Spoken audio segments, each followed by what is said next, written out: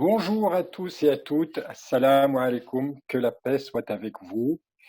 C'est un grand plaisir de vous recevoir. Je pense qu'on va commencer, on a s'était donné pour horizon 18h, 18h05. De toutes les façons, avec ce type d'événement, je pense que les gens se connectent au fur. Voilà. Alors, euh, comme vous avez pu le voir sur l'affiche, hein, on va parler aujourd'hui des enseignements spirituels de cette période inédite de crise à travers les enseignements de trois monothéismes, des cas particuliers pour trois monothéismes, hein, que ce soit Pessah, Pâques ou le mois de Ramadan. Euh, voilà. Alors, effectivement, cette situation sanitaire qu'on connaît aujourd'hui, qui est relativement sans précédent, il y a déjà eu des catastrophes sanitaires, mais jamais aussi globalisées, jamais aussi globales, mondiales. Et donc, les conséquences sur notre vie quotidienne, maintenant, durent depuis le 16 mars, 2 mois, on va dire, aujourd'hui, que ce soit au niveau de la santé, du bien-être, de l'alimentation, de l'équilibre mental et social, de nos relations familiales, professionnelles et encore d'autres domaines. Je pense qu'on peut dire aujourd'hui que cette pandémie aura questionné, si ce n'est transformé nos habitudes. Au moment où on commence à peine, et on est très prudent à entrevoir une sortie de crise, il nous a semblé, nous, en tant que croyants, d'essayer de dégager des enseignements spirituels de cette période, de cet événement, de cette crise. En effet, nous autres gens du livre, comme je le disais, avons dû vivre de façon confinée des moments qui d'ordinaire sont assez forts dans nos foi. Je pense notamment à nos amis juifs, à la fête de Pessah, toute la période de Pâques pour les chrétiens qui est aussi très riche en spiritualité, et Ramadan est donc très certainement l'Aïd pour nous autres musulmans.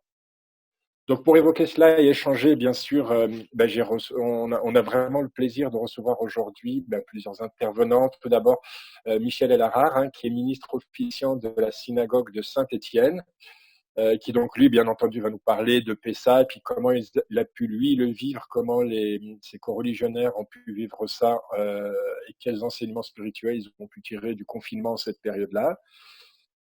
Par la suite, on passera la parole à notre ami le père Christian Delorme, hein, du diocèse de Lyon, qui lui, donc, bien entendu, apportera le point de vue chrétien de cette période de Pâques. À ma mesure, hein, je vais essayer de revenir sur les enseignements du mois de Ramadan en confinement. Et pour finir sur une note, j'allais dire, pas syncrétiste parce que j'aime pas beaucoup ce terme-là, mais une note globale. J'avais l'intention de laisser la parole à Abdelmalik Richard Duchesne, hein, qui est donc un des grands acteurs de l'interreligieux sur la région Rhône, justement sur comment le dialogue et la spiritualité interreligieuse peut s'opérer à son niveau. Alors, avant de laisser la parole à Michel Harard, je voulais juste présenter très rapidement notre association VSMF.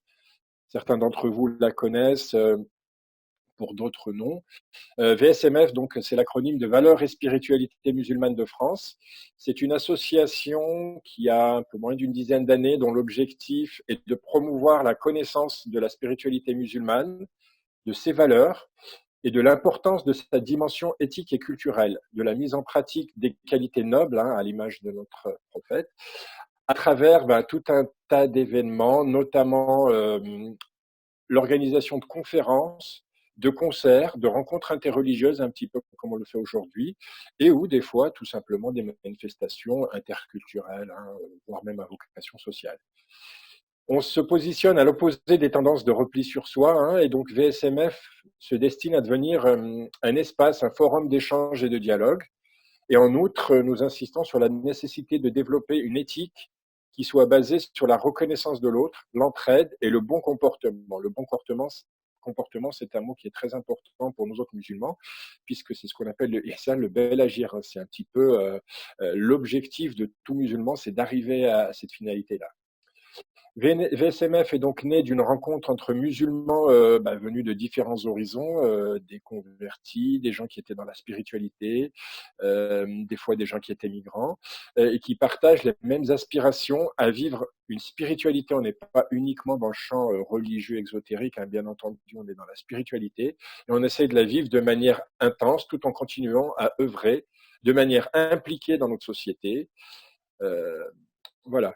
On est très soucieux d'être des acteurs positifs, hein, d'être toujours, d'essayer de tirer les choses vers le haut, d'avoir cette volonté d'apporter une valeur ajoutée, des citoyens ambassadeurs de paix, comme dit souvent notre maître spirituel, et d'apaisement, d'amour et de fraternité.